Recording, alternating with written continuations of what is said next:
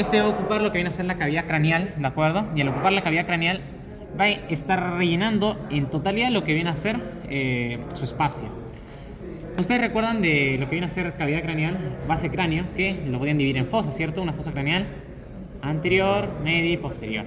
El cerebro va a ocupar los 2/3 anteriores de estas cavidades craneales. Va a ocupar la totalidad de la cavidad craneal anterior, o la fosa craneal anterior.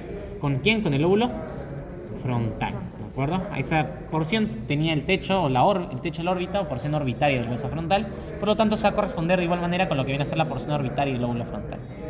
Luego tenemos lo que era la fosa craneal media, que está como excavada, ¿cierto? En la base del cráneo, tenía como una concavidad. A esta excavación se va a introducir, ¿quién? Una porción de lo que viene a ser el cerebro, que viene a ser el lóbulo temporal, ¿de acuerdo? ¿Está fuerte? Vamos a movernos otra vez en todo caso. ¿Sí? No, porque lo menciono porque todo esto está lleno de fórmula. ¿Sí? Porque todo eso está completamente lleno. Al ocupar lo que viene a ser la totalidad de lo que viene a ser la cavidad craneal, ocupa la fosa craneal anterior, media, abarcada por lo que viene a ser el lóbulo temporal, y la fosa craneal posterior, en cambio, no va a estar ocupada por el cerebro, sino por una estructura que es el cerebelo, ¿de acuerdo? En cambio, el lóbulo occipital va a estar adosado encima de una membrana de pendencia madre que me va a separar al cerebelo o a la región infratentorial de lo que viene a ser la región supratentorial y el lóbulo occipital. A esa estructura de pendencia madre se conoce con el nombre de tienda del cerebelo tentorio. Ahora, ustedes van a tener que estudiar al cerebro, principalmente se le va a estudiar en lo que viene a ser hemisferios, ¿de acuerdo? No se le va a estudiar de manera completa, lo que viene a ser el órgano de manera general. Pero así, de manera muy rápida, el órgano completo va a estar formado por dos mitades, una derecha y una izquierda, separadas ambas por una estructura conocida como la cisura interhemisférica, ¿de acuerdo? Esta cisura interhemisférica va a ser prominente en la parte anterior, donde están separados los hemisferios, en la parte posterior, donde también están separados, pero en la parte media e inferior va a estar unidos los hemisferios por las conocidas como comisuras interhemisféricas, que son estructuras de sustancia blanca que me van a conectar a ambos hemisferios. Entre ellas, la más grande de todas va a ser ¿quién? El cuerpo calloso, que para eso voy a escribirlo acá, que está bien bonito. Ahí está, miren. En el cuerpo calloso ustedes pueden distinguir claramente lo que son las porciones del cuerpo calloso, ¿cierto? Van a poder hablar del pico del cuerpo calloso, también llamado rostrum. Van a hablar de la rodilla del cuerpo calloso, también llamado genu. Van a hablar del tronco o cuerpo del cuerpo calloso. Yo prefiero tronco porque suena redundante, cuerpo del cuerpo calloso. Tronco del cuerpo calloso. Y al final acá tenemos ¿a quién? Al rodete o esplenio. Esas son las partes del cuerpo calloso, que es lo que nos va a separar ya luego en la cara interna las estructuras que van a formar la corteza cerebral. Pero hasta ese momento yo solo quiero que recuerden las partes del cuerpo calloso, ¿ok? Perfecto. Luego, en este órgano general van a poder describir una cara externa y una cara inferior, que ya cuando ustedes corten el cuerpo calloso y separen las estructuras interhemisféricas, es decir, ahonden en la cisura interhemisférica, ya van a poder finalmente describir ¿qué cosa? Lo que viene a ser la cara interno, ¿de acuerdo? Entonces, en el hemisferio, que es lo que ahora vamos a proceder a estudiar, vamos a poder describir claramente una cara inferior que es bastante irregular, ¿de acuerdo? Se puede dividir claramente en dos porciones, una porción anterior y una porción posterior, o porción frontal o porción occipitotemporal, por los lóbulos que va a comprender occipital y temporal, o también en referencia a una estructura. Esta es la cisura de Silvio, por lo tanto vamos a encontrar una porción presilviana y una porción retrosilviana, ¿ok? Perfecto. Esa es la cara inferior, bien irregular. Luego vamos a tener la cara externa, que es regularmente convexa y lisa, ¿de acuerdo? Que se va a moldar bastante lo que viene a ser la calvaria o la calota de lo que viene a ser el cráneo. Y finalmente vamos a tener a lo que viene a ser la cara acá, interna, que es regularmente plana, conectada por las comisuras interhemisféricas y se miran entre los hemisferios. Cabe aclarar que en esta cisura interhemisférica no está vacía, sino va a pasar una estructura de pendencia madre, que es la hoz del cerebro. ¿Okay? La hoz del cerebro me separa ambos hemisferios, principalmente en la parte media. En la parte anterior, de hecho, los hemisferios se tocan. Ambos lóbulos frontales se tocan e intercambian fibras neurales. ¿Okay? Van a tener una pequeña conexión a ese nivel, pero que no es bien descrita en lo que es anatomía y no se puede preguntar en la parte práctica. Con eso hemos terminado las generalidades de lo que viene a ser el cerebro, ¿ok? Así, de manera muy general. Pero en estas caras que nosotros acabamos de describir hay que ahondarnos en lo que viene a ser la conformación del cerebro, que lo primero que salta a la vista del cerebro, ¿qué cosa es? Que este está arrugado, está como invaginado en sí mismo. ¿Esto por qué? Por el modo en el que el cerebro crece. Si ustedes recuerdan en biología, el cerebro inicialmente es completamente liso, ¿de acuerdo? Es completamente liso. Y luego se va invaginando, se va insinuando en sí mismo para aumentar su superficie neural. Porque es el principal modo de crecimiento del cerebro. Si no, tendríamos una cabeza enorme. El cerebro, en cambio, se invagina en sí mismo para aumentar su superficie. Y es así como se forman los surcos. Pero hay que definir a los surcos, hay que diferenciarlos. Porque vamos a tener tres tipos de surcos. Tenemos los surcos primarios, los surcos secundarios y los surcos terciarios. Los surcos primarios van a ser, o todos los surcos van a tener tres características, que es lo que los va a diferenciar entre ellos. Los surcos primarios, primera característica, surcos primarios también llamados cisuras, por si acaso. Los surcos primarios o cisuras son bastante profundos, ¿de acuerdo? Los surcos primarios o cisuras son bastante profundos, ¿de acuerdo? Acá de hecho estamos viendo una, la cisura de Silvio. La cisura lateral es un surco primario, ¿ok? Primera característica, son profundos, a diferencia de los surcos secundarios que son superficiales. Luego, segunda característica de los surcos primarios. Los surcos primarios me dividen lóbulos dentro de un hemisferio, ¿ok? La cisura de Silvio, por ejemplo, me separa ¿quiénes? Al lóbulo temporal del lóbulo frontal. También tenemos a la cisura de Rolando, que este nivel nosotros lo encontramos aquí. Acá está la cisura de Rolando, de esta forma. La cisura de Rolando me separa ¿quiénes? Al lóbulo frontal del lóbulo parietal, ¿ok? Por ejemplo, ahí estoy dando las cisuras. Eso va a ser característica de los surcos primarios, me separan lóbulos dentro de un hemisferio. Los surcos secundarios, en cambio, ¿qué hacen? Me separan giros dentro de un lóbulo, ¿ok? Como por ejemplo todos estos surcos de acá. Ahí está. Y finalmente, surcos secundarios o también simplemente surcos, ¿ok? Surco primario, cisura, surco secundario o surco. Y luego tenemos los surcos terciarios, que son surcos más inconstantes, también llamados incisuras o surcos intergirales, porque están dentro de giros y son inconstantes, varían de persona a persona. Por lo tanto, eso no lo vamos a escribir. Eso es en cuanto a los surcos. Y en cuanto a los tipos de giros también hay, pero ahí los vamos a ir mencionando. Entonces, ya conocemos los tipos de giros, hay que identificar a mis surcos primarios primero. Cuidado con esos que son bastante sensibles, ¿de acuerdo? No los vayas a manipular mucho, porque como puedes ver son suavecitos. Especialmente el cerebelo, que está con cuidado. Vamos a tener el primero de todos los surcos primarios que se origina. La primera de las cisuras es ¿quién? La cisura de Silvio. Es la primera que aparece, incluso en el periodo fetal, el periodo embrionario. La cisura de Silvio va a nacer de la cara inferior. Es lo primero que ustedes van a tener. La cisura de Silvio nace en la cara inferior de una estructura específicamente, que no sé si se llegará a ver.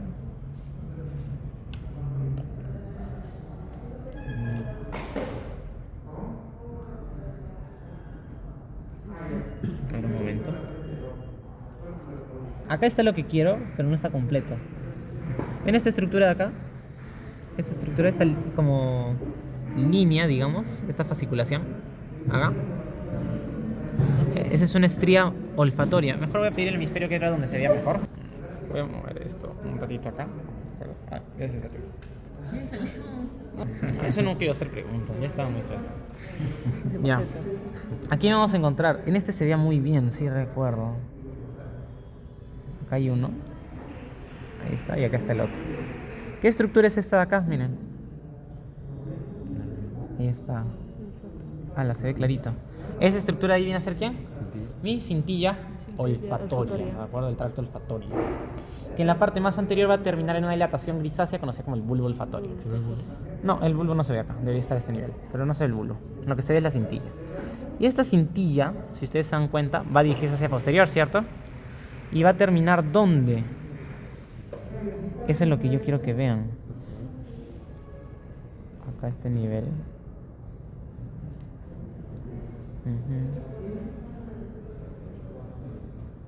No, de este lado tal vez se ve mejor. Ahí está, ya miren. Acá lo voy a jalar un poco. Ya, y miren acá. ¿Ahí lo pueden ver? ¿Lo oyen a ver? O mejor lo pongo así, tal vez lo ven mejor ustedes de su lado. ¿Es una cintilla? Es cintilla, pero lo que yo quiero que vean es lo siguiente. A ver, miren. Acá. ¿Ven cómo la cintilla a este nivel se divide en dos? ¿Ahí la ven? Se ve bastante, de hecho. ¿Huele tanto? ¿Sí? Miren, acá. ¿Ven? ¿Cómo se divide en dos? Acá la cintilla llega y se divide en dos. ¿Se ve clarito? Sí. Estas son las estrías olfatorias, ¿de acuerdo? Las estrías olfatorias. Una estría olfatoria medial, una estría olfatoria lateral. La medial es la que se va a comunicar con la otra estría medial del otro lado, mientras que la lateral se va a dirigir al rinencéfalo. Y esto va a ser parte de lo que es la vía olfatoria y te van a servir la medial específicamente para lo que viene a ser la memoria olfativa. No sé si les ha pasado que ustedes huelen algo y les recuerda algún momento en su vida. Ya. Sí. Eso es por la estría olfatoria medial, ¿de acuerdo? A este nivel. Y si ustedes se dan cuenta, acá, miren. ¡Hala! Ahí se ve perfecto, de hecho. Miren. Entre las estrías se forma un espacio romboideo, conocido como la sustancia perforada anterior, este espacio. Y ahí se ve claramente cómo quienes, todos estos filetes, estas arterias, están perforando la sustancia perforada. Por eso es perforada, porque la atraviesan arterias, ¿de acuerdo? La atraviesan estos ramitos. Miren, miren, miren, se ven los agujeritos. Ahí están. Ah, qué god. Ahí está, la sustancia perforada anterior, ¿de acuerdo? Y como esta tiene forma de rombo, de esta forma, del ángulo externo, ¿sale quién? La cisura de Silvio, ¿ok? Del ángulo externo de la sustancia perforada anterior, sale la cisura de Silvio.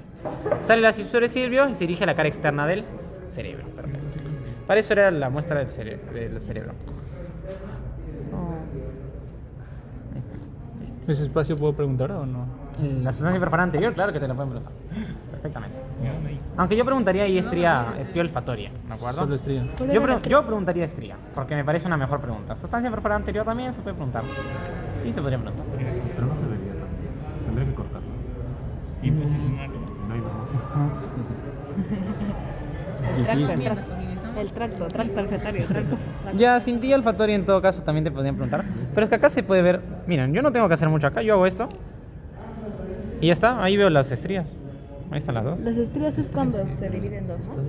Y ahí en el fondo, yo solo tengo que ponerme a limpiar, quitar todo esto y ahí veo claramente la sustancia. Ahí se ve clarita la sustancia. ¿Cómo se llamaba? Sustancia perforante. Que sí, yo sé que es difícil que les pregunten eso. Es difícil, no les voy a mentir. Lo más probable es que les pregunten cintilla en esa región. No lo más probable. Cintilla olfatoria. O de estría. Estría, de hecho es más difícil que te pregunten que sustancia perforante, ¿verdad? Pero a mí me parece mejor pregunta. ¿Qué es para bajar pepa? Ya. Eso sería en cuanto a quién, en cuanto a la cisura lateral o cisura de Silvio.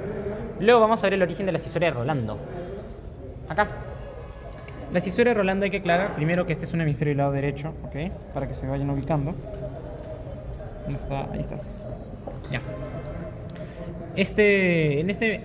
La cisura de Rolando va a tener una característica importante. Que se insinúa, usualmente se va a insinuar hacia la cara interna. Va a dejar de hecho una pequeña muesca, ¿de acuerdo? Que en este caso la muesca no es bien delimitada, aunque sí se ve acá. Esta muesca, ¿de acuerdo? Ahora, nosotros para confirmar primero que es Rolando, van a tener que seguirlo de esta forma. Ahora la cara externa. Nosotros ubicamos la muesca estaba acá, ¿cierto? Yo sigo a la cisura. Y esta cisura, en teoría, ¿esto es un corte artificial? Pareciera que sí. Pareciera que sí es corte artificial. Pero bueno, vamos a seguir de esta forma. Y esta cisura no debe de llegar ¿a dónde? A la cisura de Silvio. ¿Okay? Rolando, en teoría, en el 82% de los casos, no toca a Silvio.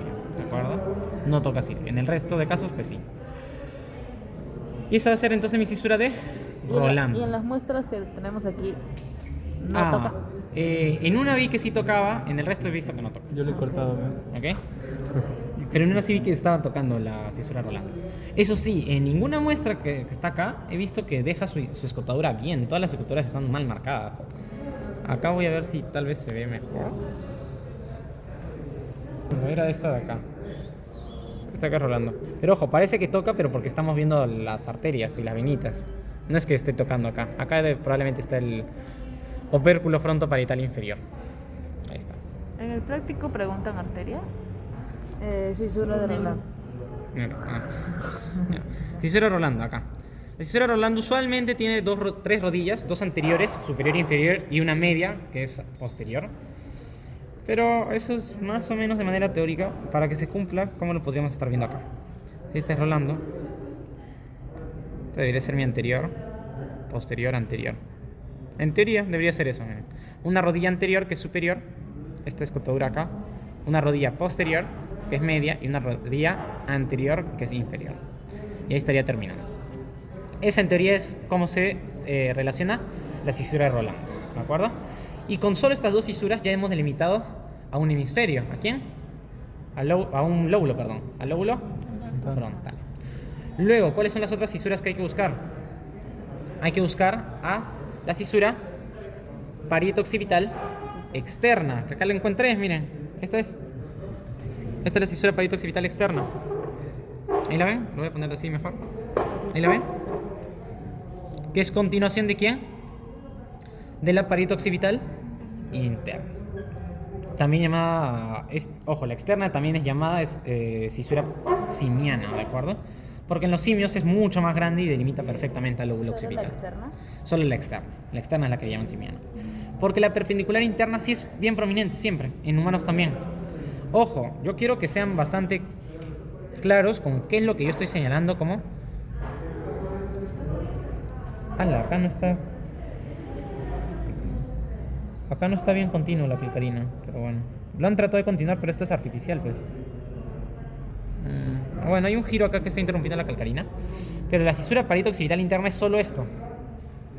Esto de acá no es parieto-occipital interna, es esto de acá.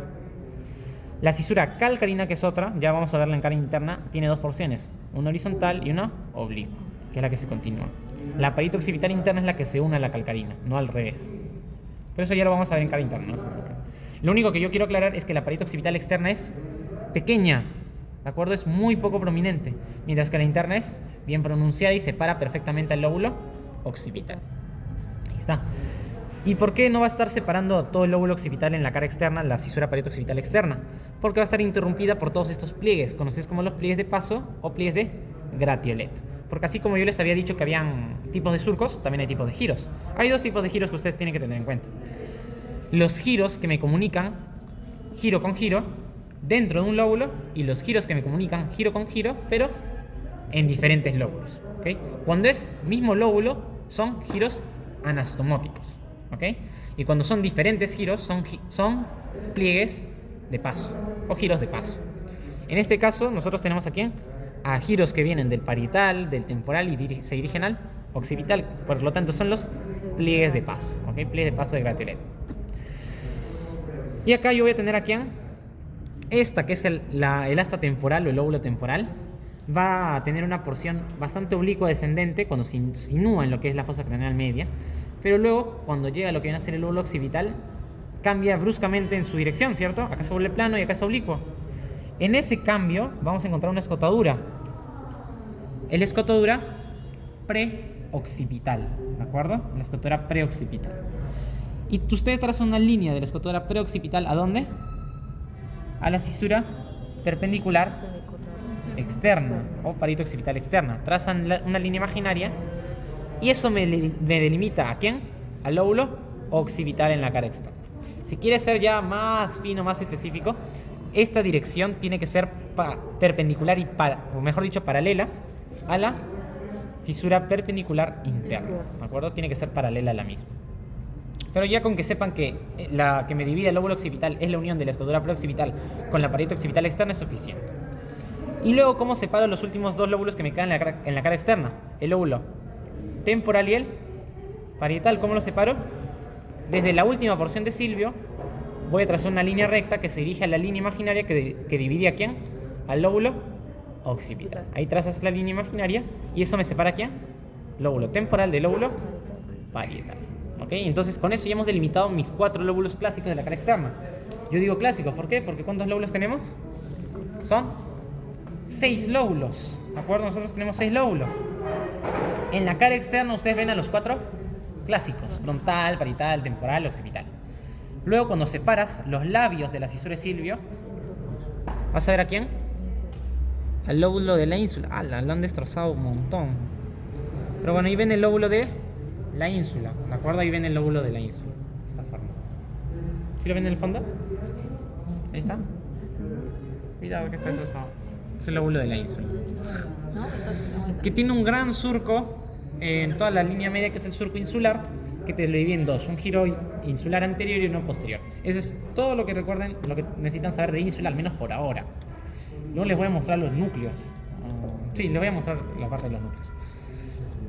A ver, ¿qué es lo que nosotros vamos a tener? Que ya hemos visto entonces 5 lóbulos, ¿cierto? ¿Y cuál sería el sexto lóbulo? El lóbulo límbico, que lo encontramos ¿dónde? En la cara interna y en la cara inferior. Que acá la cara inferior está un poquito destrozada, pero igual se va a poder observar. Ya. El lóbulo límbico solo lo ves en la cara interna y en la cara inferior, no en la cara externa. Ya lo vamos a mencionar, por lo tanto, en esas caras. Ahora sí, ya hemos terminado de separar a mis lóbulos. Ahora tenemos que, ¿qué cosa hacer? Separar mis giros dentro de los lóbulos. ¿Y cómo los vamos a separar? De la siguiente manera. Ahí está.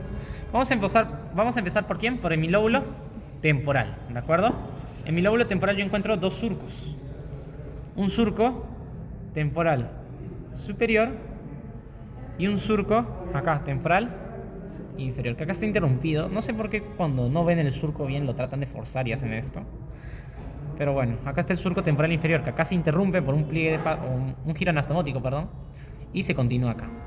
¿De acuerdo? Todo esto acá es el surco temporal inferior. Y esta acá era mi surco temporal superior. Y ahora, como en pre, 2 cortes me separan en cuántos segmentos? 3, ¿cierto?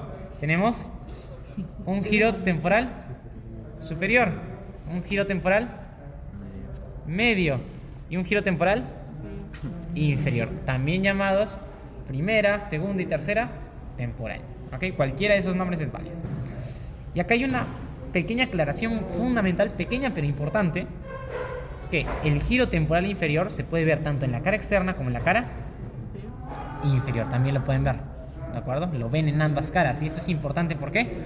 Porque cuando ustedes dividan a lo que viene a ser la cara inferior, hay un montón de discordancia en lo que dice en la literatura. ¿De acuerdo?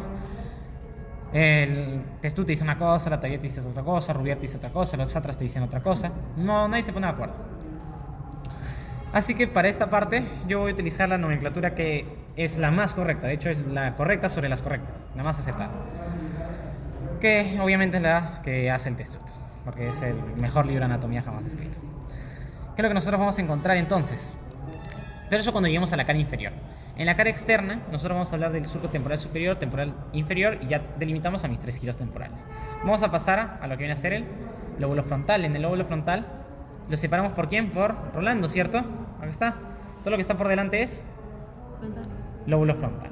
Y el lóbulo frontal va a tener 2 giros de gran importancia que apenas lo vi ya lo reconocí. Miren. Acá hay uno. ¿Aquí lo ven? Es el frontal inferior. Y acá hay otro, que acá está nuevamente interrumpido y se continúa acá. Ahí está. ¿Sí lo ven? Ahí está. Ese es mi surco frontal superior y mi surco frontal inferior. ¿De acuerdo? Ahora, al igual que el temporal, esos 2 surcos ya me dividen en 3 giros frontales. Pero ¿qué es lo que ocurre? Que con estos surcos frontales van a tener ramas. ¿De acuerdo? Miren. Acá de hecho se puede observar el surco frontal superior llega y se divide en 2 ramas, una rama inferior y una rama superior. Y el surco frontal inferior llega y se divide también en 2 ramas. Acá una rama superior y una rama inferior.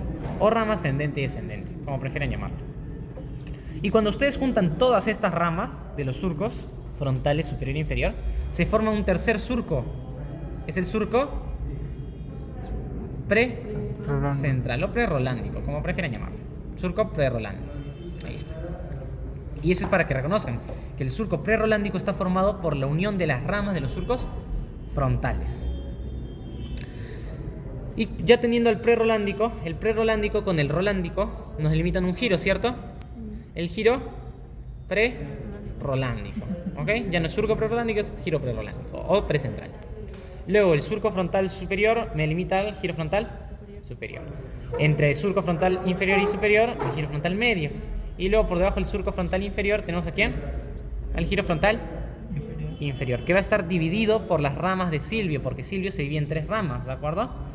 Ok, vamos a ver si se reconoce más o menos acá.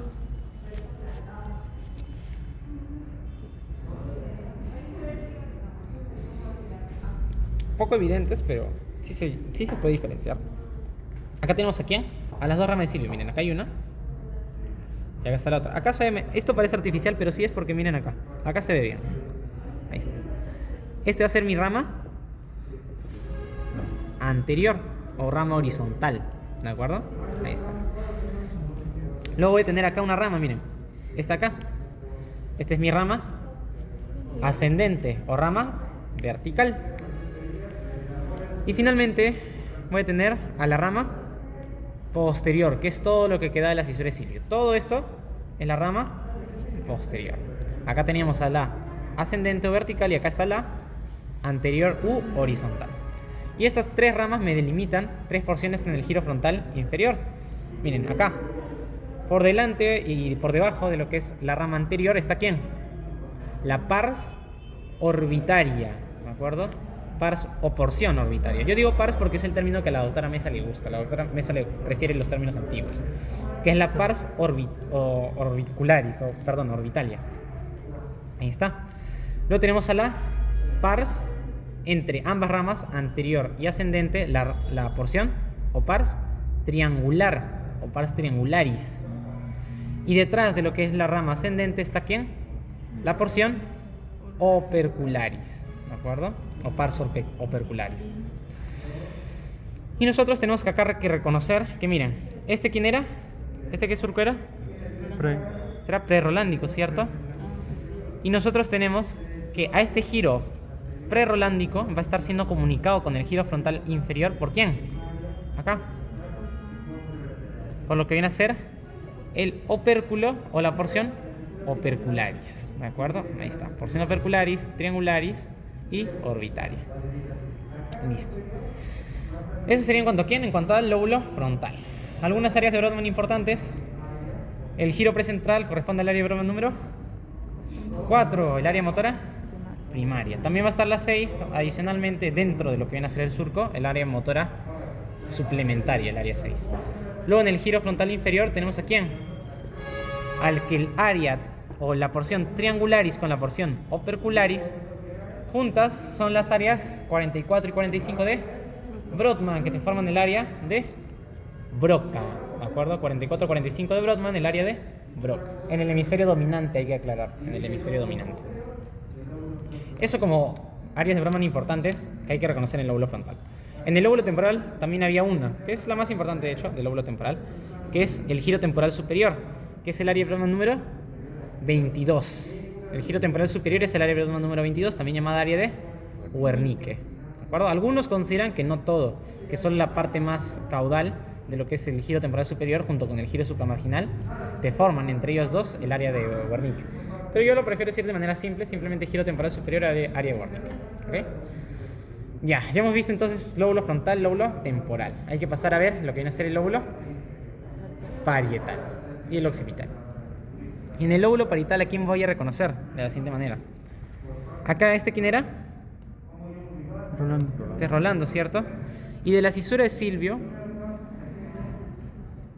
de la siguiente forma, que la cisura de Silvio... Acá terminaba la cisura de Silvio. Ya. De la cisura de Silvio van a hacer un surco, o cercano a él van a hacer un surco, que va a ser el surco intraparietal. Y más o menos va a estar a esta altura. De hecho, ahí se ve, miren. Acá está. ¿Lo ven? Este surco, cercano a lo que es la cisura de Silvio. A veces llega a la cisura de Silvio, a veces no llega. En este caso, por ejemplo, no. Pero, ¿Cómo se paralela? Paralela a lo que viene. Su primera porción sí va a ser paralela a lo que es el rolándico. ¿Por qué? Porque este tiene dos porciones. Tiene una porción vertical y luego una porción horizontal, que acá la estamos siguiendo. Porción horizontal y porción vertical. Y cuando hace ese cambio en esta rodilla que tiene, va a dar una rama ascendente. Entonces, la porción vertical más la rama ascendente del surco intraparietal me forma ¿quién? Al surco post-rolándico. ¿De acuerdo? Al surco post-rolándico o post-central. Y este surco post-central junto con el surco de Rolando central me separa un giro, el giro post-central. ¿De acuerdo? Que corresponde a las áreas de Brodmann 3, 1 y 2. ¿De acuerdo? En ese orden, porque es rostral, intermedio y caudal. Luego este surco intraparietal, su porción horizontal me va a separar un giro parietal inferior de un giro parietal superior. ¿De acuerdo? Ahí me los va a estar separando. Giro parietal superior de giro parietal inferior. ¿Y qué es lo que vamos a encontrar? Que este giro parietal inferior va a estar dividido. De hecho, ahí se ve mejor, miren. Acá está todo el surco intraparietal, sí llegaba. Acá, ¿ahí lo ven? Que se forma un pequeño perculito, otro giro anastomótico. Acá está el surco intraparietal y miren cómo asciende. Hasta acá está su rama ascendente y esta es su rama horizontal. Todo esto es el surco intraparietal. Y cuando llega a la cisura de Silvio, en lo que viene a ser el giro parietal inferior, va a haber un giro que lo va a estar rodeando. Este giro que rodea la cisura de Silvio, ¿quién va a ser? Es el giro supramarginal. ¿De acuerdo? Este de acá es el giro supramarginal. Y va a haber un surco que sale de lo que es el surco intraparietal, que en este caso acá no se está viendo. Había sospechar de este de acá incluso. Miren. Acá del surco intraparietal nace un surco. Acá. Aunque está bien alejado, lo que me causa dudas. No, pero acá llega bien, de hecho. No, está bien. Miren, acá está el surco intermediario de Jensen. Acá lo pueden ver saliendo del surco intraparietal. Y este surco me va a separar ¿a quién? Al giro supramarginal que me está abrazando la cisura de Silvio del siguiente giro, que es el giro angular. ¿De acuerdo? Giro supramarginal y giro angular. Ambos forman parte ¿de quién? Del giro parietal inferior. Y el giro parietal superior se queda como es así mismo. Giro parietal superior. Ya luego en el lóbulo occipital, la verdad es bien variable. Algunos libros te dicen que hay un surco occipital, hay 2 o hasta 3, y te dividen hasta 4 o 5 giros occipitales. Pero yo prefiero simplemente mencionar los giros o los surcos que yo veo. Y lo que yo más he encontrado es que el surco intraparietal, miren, acá se continúa, y en teoría a veces llega, a veces no llega. Acá pareciera que llegara. Esto es... Eso... No es artificial. Parecía, pero no es artificial. Acá. Giro intraparietal, de esta forma. Acá sí. Y este giro intraparietal, cuando llega al lóbulo occipital, llega y deja una pequeña escotura que va a cruzar de manera transversal al lóbulo occipital. Acá está. Este viene a ser mi surco transverso. ¿De acuerdo? Que no siempre lo encuentras, como les mencioné, el lóbulo occipital es muy variable. Los giros que encuentras, los giros y sus surcos son bastante independientes de persona en persona. Y con eso hemos descrito ¿qué cosa? Todos los giros y lóbulos en el cuerpo calloso, ¿de acuerdo? El cuerpo calloso, como ustedes recordarán, tenía sus porciones, que ya las vimos: pico, rodilla, tronco y esplenio rodete. Ahora, este cuerpo calloso está bien separado de lo que viene a ser la corteza cerebral. De hecho, la corteza se extiende desde las comisuras hemisféricas como si fuera un abanico, miren. Se extiende la corteza cerebral. Este surco, bien distinto, que separa el cuerpo calloso, ¿es quién?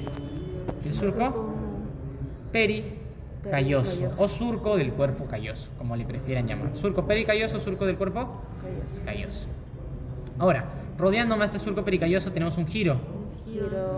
Es el giro del cíngulo. ¿De acuerdo? Este es el giro del cíngulo, a este nivel.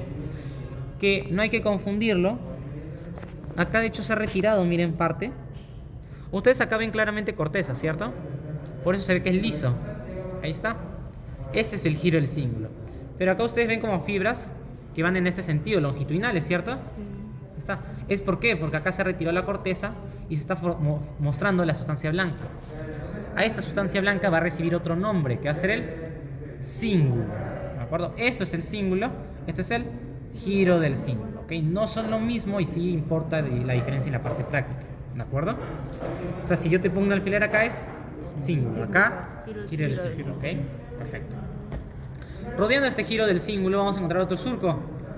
Acá, que inicialmente deja una concavidad hacia posterior, luego gira y luego se dirige hacia la parte externa y superior. Acá, todo este surco acá, que de hecho va a cruzar y va a llegar hasta la cara externa, deja su muesca en la cara externa. Este es el el surco calloso marginal. ¿De acuerdo? No confundir con el surco pericalloso y el surco calloso marginal. ¿Ok? Es surco calloso marginal o también llamado surco del giro del cíngulo. ¿De acuerdo? Es el surco calloso marginal. Ese es el nombre preferido, por si acaso. Surco calloso marginal. Y este surco calloso marginal va a tener su porción ascendente en la que va a llegar a la cara externa. Y ese surco calloso marginal por sí solo nos separa todo este giro. Todo este giro es el giro frontal interno. ¿De acuerdo? Es el giro frontal interno. Que es simplemente la continuación en la cara interna de ¿quién? Del giro frontal superior. ¿De acuerdo? Simplemente la continuación del giro frontal superior en la cara interna. Giro frontal interno. Ahora, la escotadura que deja Rolando, que es esta acá, te va a formar un pequeño lobulillo. Porque esta es una incisura que está por dentro del giro frontal interno. Por lo tanto, no es que dividamos, es simplemente una incisura. Pero esta escotadura que me deja Rolando me divide acá un lobulillo, conocido como el lobulillo paracentral. ¿De acuerdo? Es el lobulillo paracentral. O lobulillo parieto o frontoparietal superior. ¿De acuerdo? Así como había un frontoparietal inferior a este nivel, miren. Acá estaba Rolando. No, esta acá es Rolando. Y acá tiene el giro, el giro frontoparietal inferior, que me conecta el lóbulo frontal con lóbulo parietal, en esta cara externa en la parte inferior.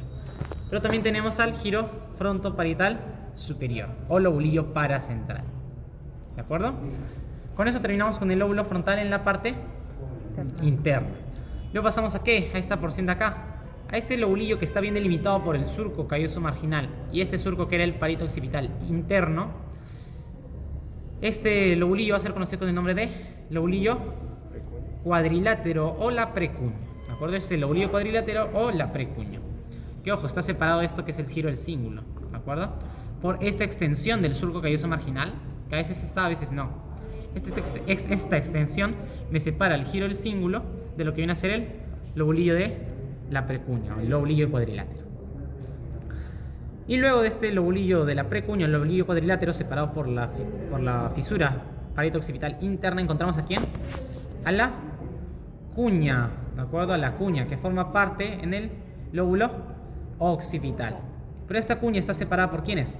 Por el surco temporo o parieto occipital interno y la cisura que es la cisura calcarina, que acá más o menos la gráfica de este nivel. Acá está, la cisura calcarina, ¿de acuerdo? Ahí está. Que esa cisura calcarina me separa la cuña de lo que viene a ser el giro lingual, ¿de acuerdo? O lingular. Eso es lo que nosotros encontramos en el lóbulo occipital en la cara interna. Y para terminar, si ustedes se dan cuenta, el giro del cíngulo a este nivel se va a adelgazar, ¿cierto? Miren cómo parece que rodea el cuerpo calloso, se adelgaza. A este nivel se estrecha un montón a este punto. En este nivel de estrechez, ya en cara inferior, se conoce con el nombre de istmo del cíngulo. ¿De acuerdo? Este es el istmo del cíngulo. Ahí está, esta estrechez. Delimitado por lo que viene a ser el cuerpo calloso y la cisura calcarina. Ahí está, el istmo del cíngulo. Y con eso tenemos conexión hacia dónde, hacia la cara inferior, que es lo que vamos a hablar a continuación. Ahora sí, cara interna quedó claro. Es bastante más sencilla cara interna que cara externa, la verdad. ¿Sí? Ahí no hay ningún área de Brockman.